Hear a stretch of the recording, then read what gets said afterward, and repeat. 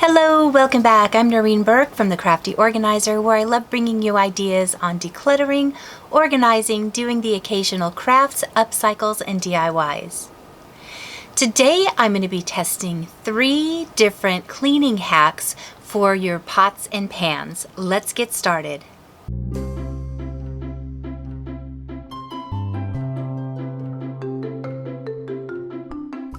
I was getting clips together for the next Life Hacks Part 3 when something sparked my interest. I have seen these tips and tricks before about using baking soda and vinegar or using lemon, and I decided I wanted to try these to see which one really works. So here's what I did. I started off with a couple of pans that I got at a thrift store, and they were in pretty bad shape, which was perfect for this experiment. This is an aluminum cookie sheet, and then I got a stainless steel pot. Now I'm trying out baking soda and vinegar, Barkeeper's Friend, and then I decided to go ahead and try an oven cleaner. Now I did mark these off with masking tape so we could really see the difference of before and after, and the sections could be separated by which method I was trying. I started off with the spray-on oven cleaner. Now I did get the non-baking kind. It has a lot less fumes and they're not quite as harmful. They don't have the same amount of fumes. Then I got my baking soda and my vinegar together, and I was going to make a paste out of this. So I put the baking soda in a bowl. Then I got to play mad scientist and watch it fizz. That is just so much fun to do. And then once that was together, I went ahead and got out a baster, which, if you know me, I'm not a cook. I was actually shocked I had one of these. But I went ahead and used the baster to apply it on and let it sit. Now I walked away for this part and let these sit. So you could see on the pan, the oven cleaner has already evaporated and nothing changed. I got some Fabuloso and I sprayed this on the middle section so that I could have something for the Barkeeper's Friend to adhere to, and I thought the Fabuloso would kind of act as a little bit of a degreaser. I just went ahead and sprinkled on the Barkeeper's Friend, and I put that on the pot and on the cookie sheet, and then I went ahead and reapplied the oven cleaner again, because since it didn't work the first time, it would the second time, right? Then I made a little bit of a paste with my fingers on this one, and I let it sit for 2 hours.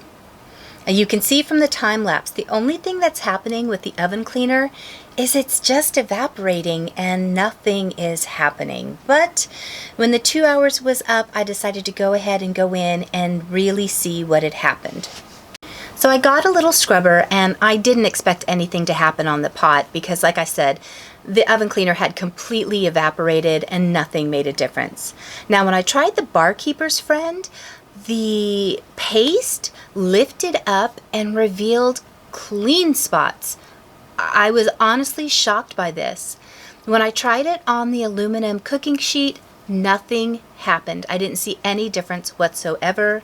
I then tried the same thing by wiping off on the vinegar and baking powder side.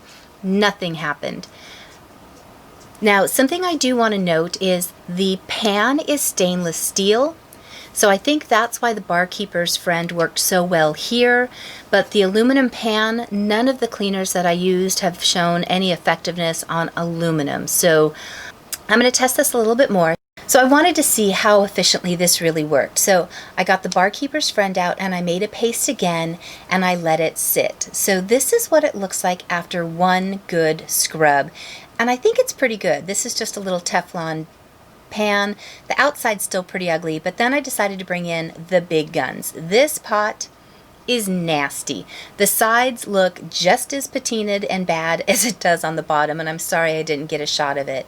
But I let it soak once, and I let it soak only for about 15 or 20 minutes, and a lot did come off that first try.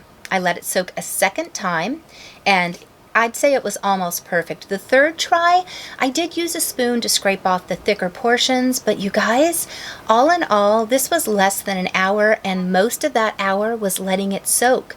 I am really surprised at how well this turned out. Check it out. This pot is gleaming. There's still a couple of little spots on it, but for the purposes of just getting off that baked on, caked on nasty grease, it's amazing. I was so surprised at how well the Barkeeper's Friend worked. Now, I am not sponsored by them. They have not sent this to me. The company doesn't even know I exist. This is a product that I've used on my sink because in my rental home, the sink is stainless steel and it cleans it better than Comet. So I don't know why I'd never thought of using it on my pots and pans before, but I fully expected the baking soda and vinegar to work because I use that in my laundry.